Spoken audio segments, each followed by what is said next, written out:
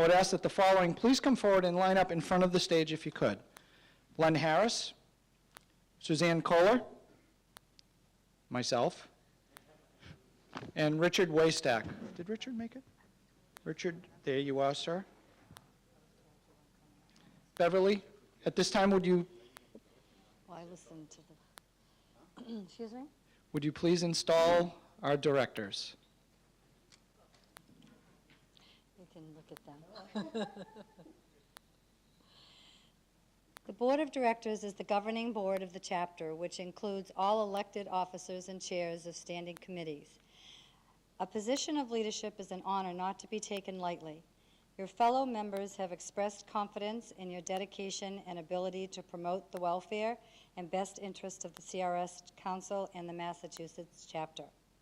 As members of the Board of Directors of the Massachusetts CRS chapter, you will represent to our fellow designees and members the highest standards of our worthy profession. Please raise your right hand and be prepared to say, "I do." Do you understand and accept the responsibilities and duties of the office you are about to undertake, and do you pledge to uphold the bylaws and policies and procedures of the Council of Residential Specialists and the Massachusetts CRS chapter? Now you're prepared to say, "I do." You are hereby installed as the officers of the Massachusetts CRS chapter for 2012. Congratulations.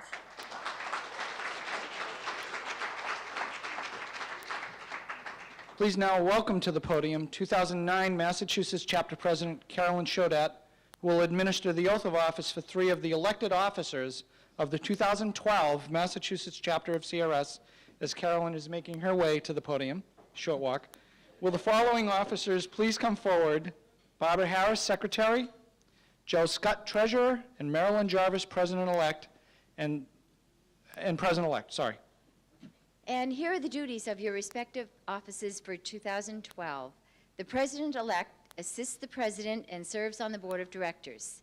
The Secretary maintains all meeting records and minutes, conducts election procedures, and disseminates the information to chapter members. The Treasurer prepares the annual budget, monitors the disbursement of funds, and is responsible for membership dues billing. The immediate past President is a member of the Board of Directors and shall chair the next nominating committee. Shouldn't we have Lenny up here as the past president? No? It's automatic? Actually, it's automatic. He was elected. Good. And Election to a president is- position of leadership is an honor and not to be taken lightly. Your fellow members, in electing you to your respective offices, have expressed confidence in your dedication and ability to promote the welfare and interests of the CRS Council and the Massachusetts chapter. As chapter officers in the Massachusetts CRS chapter, you will represent to our fellow designees and members the highest standards of our worthy profession. Please raise your right hand and be prepared to say, "I do." Do you understand and accept the responsibilities and duties of the offices you are about to undertake? And do you pledge to uphold the bylaws and policies and procedures of the Council of the Residential Specialists and the Massachusetts CRS chapter? Say, "I do." I do.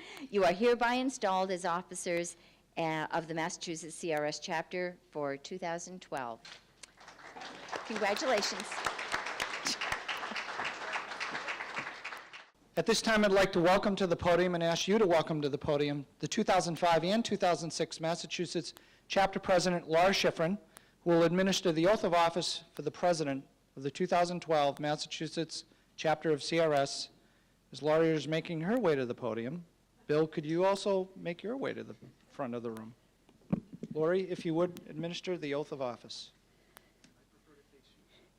And I prefer to have you up here. Okay. I'm not going to read this exactly because they left off your duties. Oh, okay. Okay, so we're not going to go through that. But I will say that, Bill, I've watched you for a long time, and I remember your first installation that you came to. And I remember that you were the first winner of our celebration, and that you were so excited. You were so into CRS that everyone who met you knew that. And I've seen you grown here at the state. I've seen you grown at national. And I'm really proud to be installing you this evening to the position of president of our chapter. And before I do that,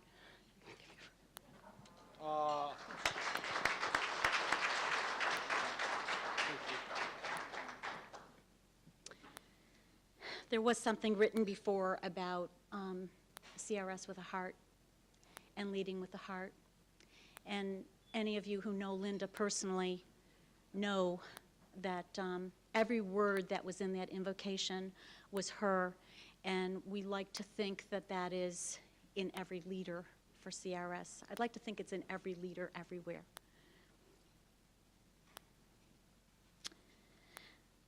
The president is the highest ranking officer and leader of the chapter. Election to this position of leadership is an honor not to be taken lightly.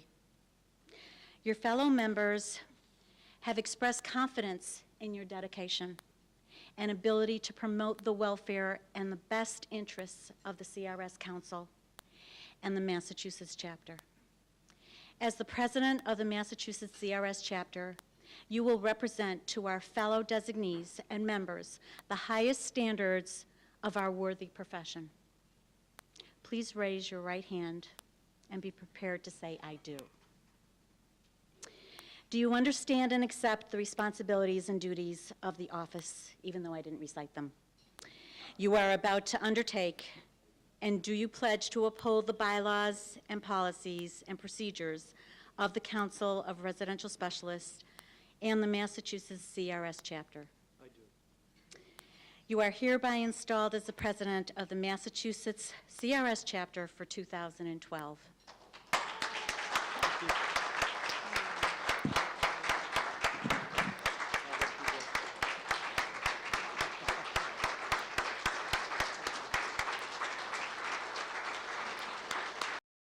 It is a valued and time-honored tradition to pass a president's gavel in every association that I know of, and this chapter is no different. It marks the passing of the responsibility of the office. Earlier, we introduced the CRS past presidents, and at this time, I would ask if they would come forward if they could and line up in front of the dais. Days, thank you. Would the following CRS presidents please come, would all the CRS presidents please come forward? And if you can remember what year you served, it's a test of memory here. Do the best you can to go in the order. I think we should have music, but there's no real music for this, so. Laurie Cadigan, please, yes. Da, da, da, da, da, da, da. Yeah. Congratulations, Bill, and thank you to all of the CRS presidents, past presidents, for taking part. Good evening. Good evening. Thank you all for being here. For the first time in my life, oh, this is great, I now understand what it means when somebody gets up in front of a group and says, "I am proud and humbled." As I was growing up and over the last, 25, 30 years too, I always used to think this was a meaningless phrase, just a flowery cliche that somebody said when they got up in front of a group. How could anyone possibly feel deep pride and humility at the same time? But now I get it. I get it. I am truly humbled to stand before you, before the people in this room, many of whom I know and admire, and I am humbled to stand alongside the outstanding people who are my fellow 2012 CRS chapter presidents around the country. And at the same time, I am incredibly proud to have been asked to serve as your president. How did I get here? How did a 23-year-old kid who moved to Massachusetts from Ohio in the fall of 1981, seeking his fame and fortune in rock and roll, end up 30 years later as the president of the Massachusetts chapter of CRS? In the late 80s, after I'd been chasing that dream for about 6 or 7 years, I realized I was chasing somebody else's dream. What I realized was I was just knocking my head against the wall. We were trying to get discovered. And when I realized that if we were fortunate enough to ever get signed to a recording contract, I'd have to be traveling on the road 6, 8, 10, 12 months a year. And Jody and I had already been married for 7 or 8 years, and I thought, this is nuts. Why in the world would I want to be away from one of the most wonderful people in the world? And anybody who knows her knows I'm not speaking in hyperbole there. Why would I want to be away from her most of the time? So in 1988, the band started winding down, and I was talking with friends about, what is it I'm going to do with the rest of my life? And I really didn't know. I knew I could do a lot of different things, but nothing really spoke to me. And I had a friend, his name is Dave Gerald. He recommended that I look into a career in real estate. Even though he was never in the business, Dave just thought that I had the personality for it.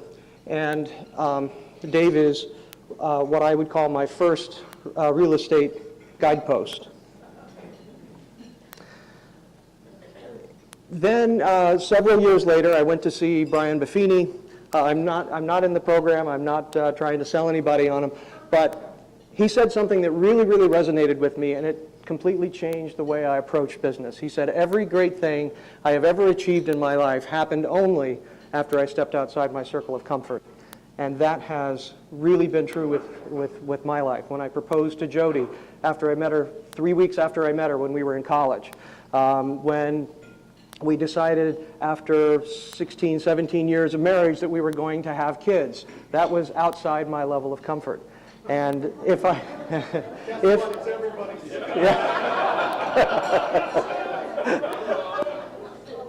so I took that lesson and applied it. And before I had heard this and really realized how true it was for me, I used to look for the easy way out. If somebody asked me to do something, I would say, thanks, but I'm busy, or thanks, not really something I can do for you. Ever since then, whenever somebody would say, hey, you may be interested in this, I have leapt at the opportunity. 2 other early guideposts in my career. The very first CRS course I took, it was at MAR in Waltham, and I sat down next to a very friendly-looking person. It was Kathy Lewis. And when the instructor gave the standard speech about who here in the room already has your CRS designation, Kathy puts her hand up, and I'm thinking, are you insane? You took the courses, you got the designation, why are you sitting in a class?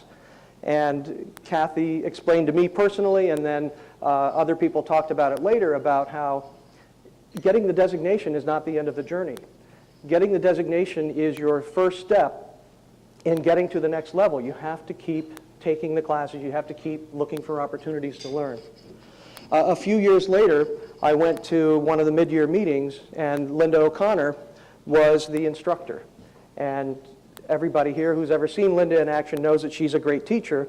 And because of my hearing issues, I always sit up near the front in any class, because if the sound system isn't working well or there's any problem at all, I'm lost. I miss 25 to 50% of what's going on. So I sat up at the front table. Linda finished.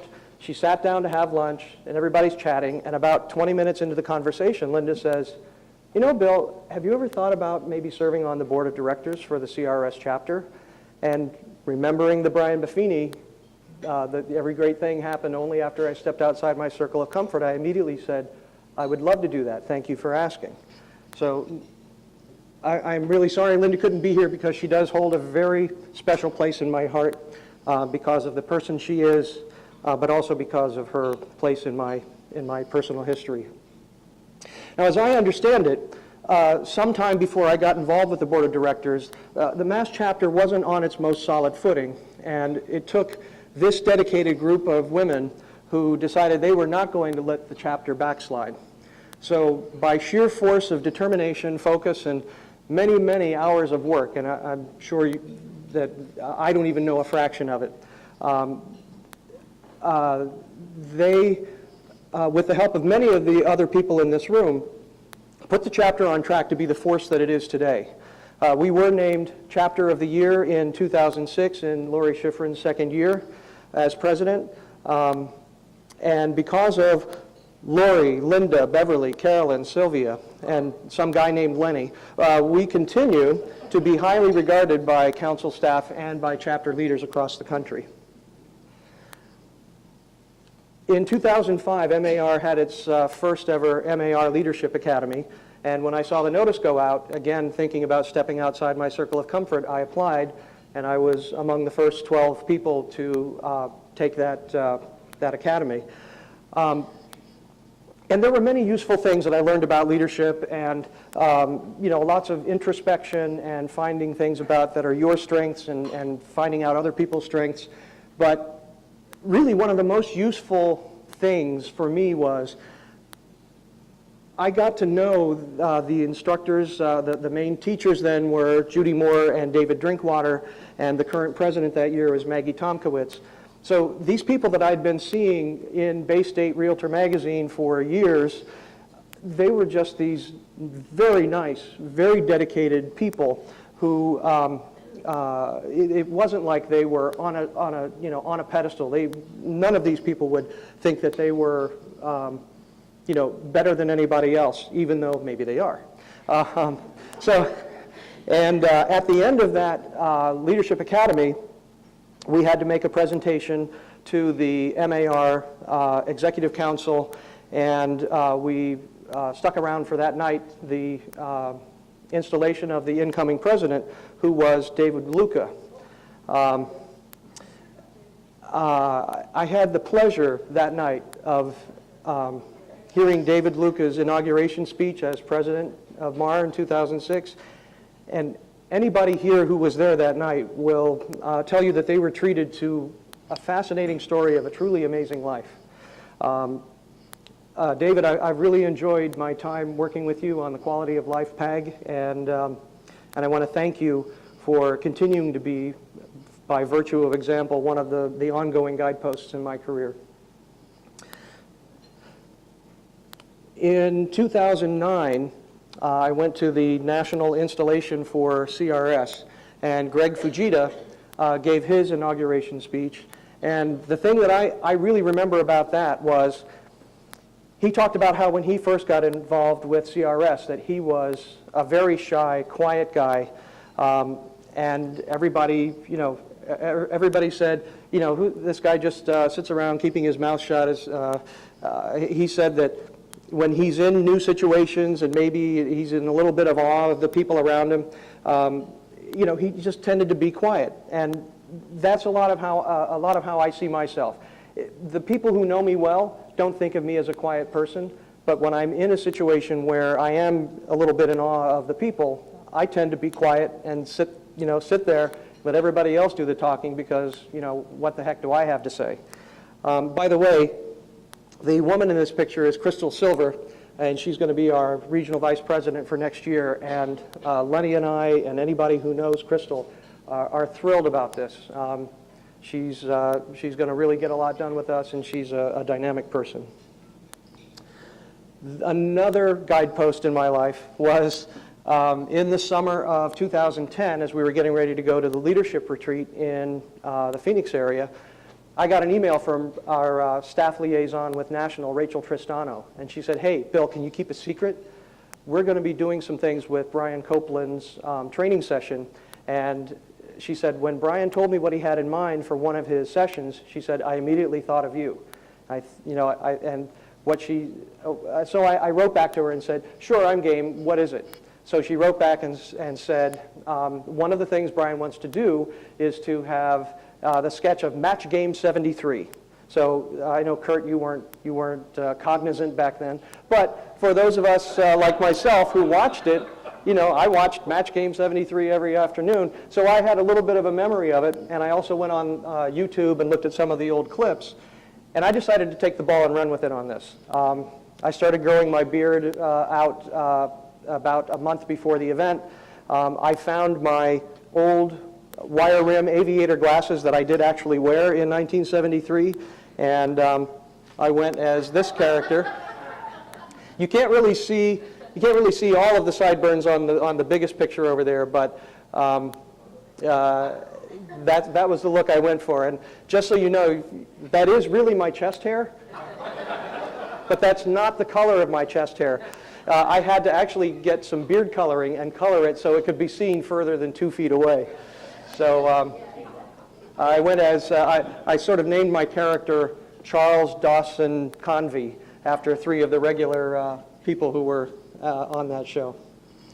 Here's another guidepost in my career. There's this guy named Gary Rogers.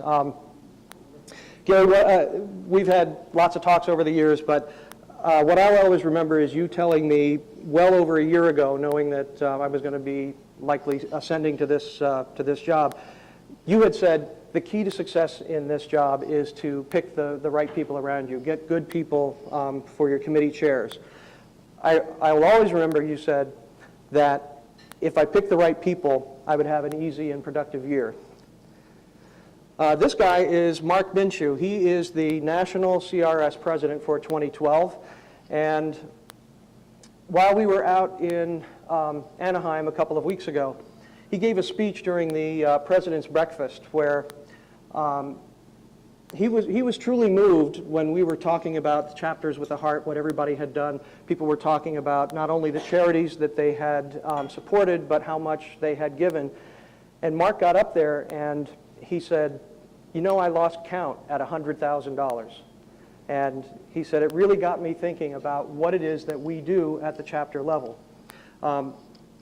He wanted to stress that what we do is not simply a numbers game. A lot of people think, gee, your chapter numbers are up, things are going well, chapter numbers are down, maybe they're not going so well. But Mark really wanted us to focus on what we do is about making, it's about improving the lives of realtors and the people around them.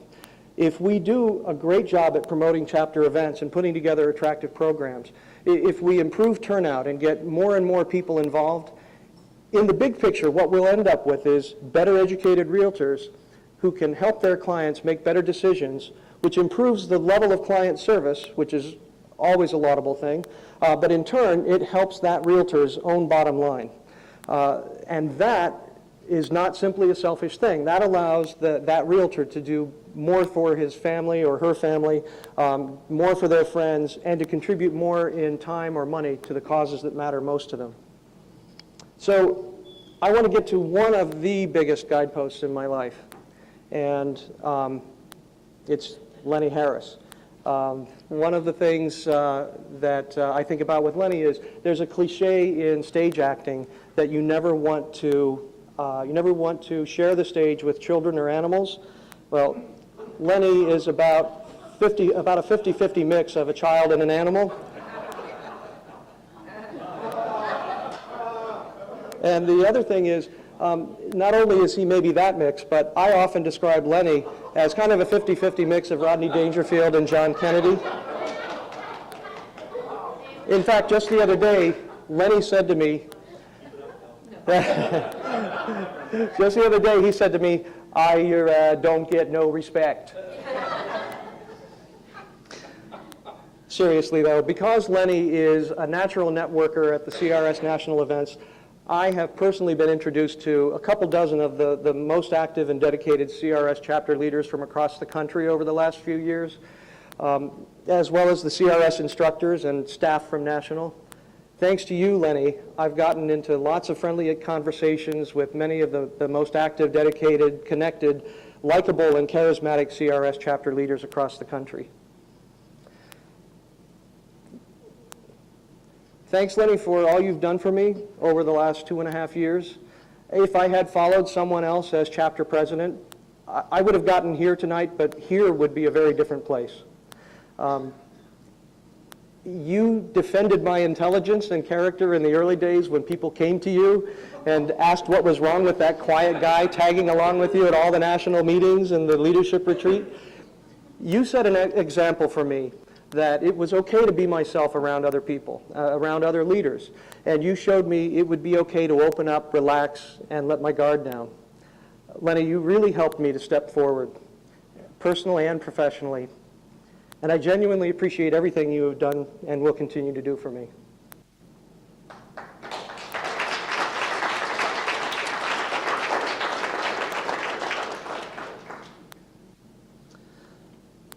So because of you, Lenny, I've gotten to meet many of these fine people. Let me just point out, I love this top photo here because this is the chapter president for the Bahamas, Crystal Silver from, she actually lives in Florida, but she grew up in Germany.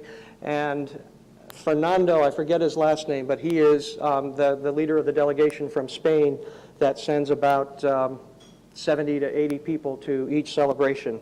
And really great guy. But again, a lot of these people, Lenny, I would never have met if it weren't for you.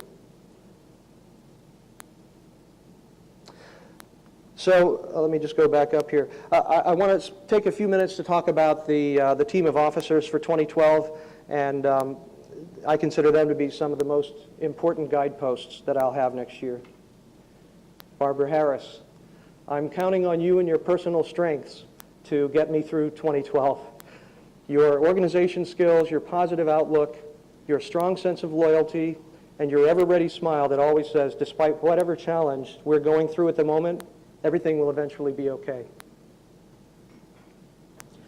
Joe Scott, I wanted you on my team because of your enthusiasm, your can-do attitude, and your personal magnetism. Just because of who you are, you're going to be a walking recruitment machine for CRS. Anybody who knows Joe knows I'm not exaggerating there. Thank you again for saying yes when we asked you to be treasurer. Marilyn Jarvis, as I've told you on several occasions, I admire your ability to, during any discussion, to listen to all the facts, recognize when the time for talk is over, then work constructively toward consensus that is respectful to all sides. I'm counting on you to help me with this because, as you know, I have a tendency to keep listening and listening and listening and never take action. So I'm really thrilled that you're my president-elect and that we'll be working together as a team. No discussion of the guideposts in my life would be complete without the two most important. My wife of nearly 32 years, Jody, and my lovely and way too smart for my own good daughter, Elizabeth. Elizabeth.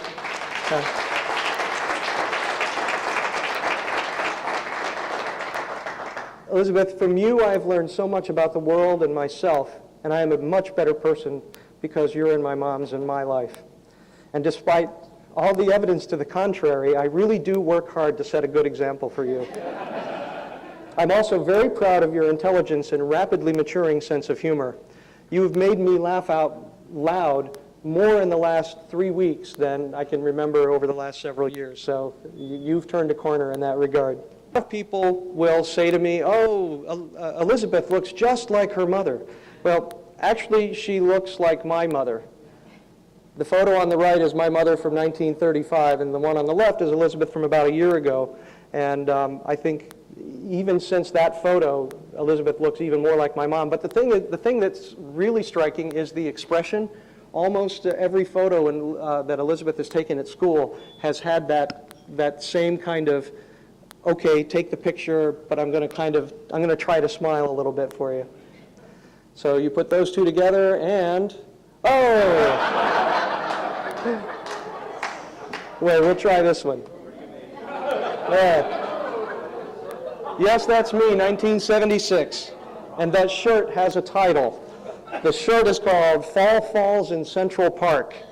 So that's how far back I go. Jody, if there's been one constant in our 32-year honeymoon, it's not my hair.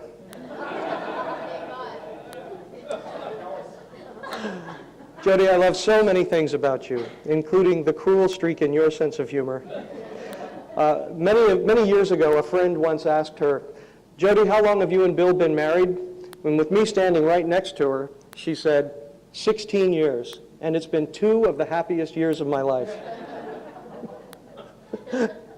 As you can see, we've been together through thick and thin. And the photo on the right, I had a bad attitude when I was young. This isn't original, Jody, and you've heard me say this before, but it becomes truer every year and with each passing day. Because you love me, I have faith in myself. Because I know you, I have faith in mankind. The thing is, each of us has the opportunity to be a guidepost for family, friends, clients, and colleagues. You can be a friend who tells someone you believe they have a bright future as a realtor. You can be someone else's Kathy Lewis, the CRS designee, who takes a two-day CRS course because it's the ever-evolving best education available to real estate professionals. You can be someone else's Linda O'Connor, who sees the faintest hint of a spark and asks them to get involved and puts them on the track to leadership. You can recognize potential in someone and help draw them out, pushing them to take a chance of becoming more than they currently are. You can be their Lenny Harris. By being one of Mark Minshew's better educated realtors, you can be the guidepost for your clients. As you help your own bottom line, you can become the guidepost for everyone you come into contact with, while doing more for yourself, your family, and your causes. In closing, my sincere wish for you is that 2012 will be the most rewarding year yet in your career. With your support and participation in the chapter, I know it will be the most rewarding year of my career. If you take our classes, attend our events, bring a couple of people along with you, take advantage of the opportunities to network with many of the top agents outside your immediate area, get involved with a chapter committee, maybe attend a national meeting or two, and look for opportunities to be a guidepost to those around you. 2012 could be the year we all look back at 5, 10 years, 25 years from now and say, it was one of the best years of my life. Thank you for all you do. Enjoy the rest of the evening, and let's all reach new heights individually and together in 2012. Thank you.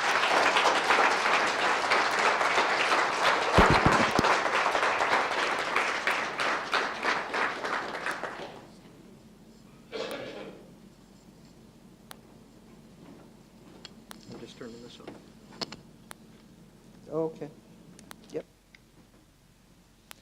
May I, do you have an extra copy there, Mr. Rogers? I do. Okay.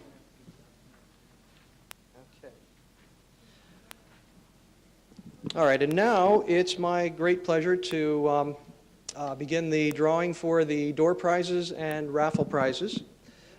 The proceeds of tonight's donations will be given to our primary chapter charity for 2012, the Greater Boston Food Bank.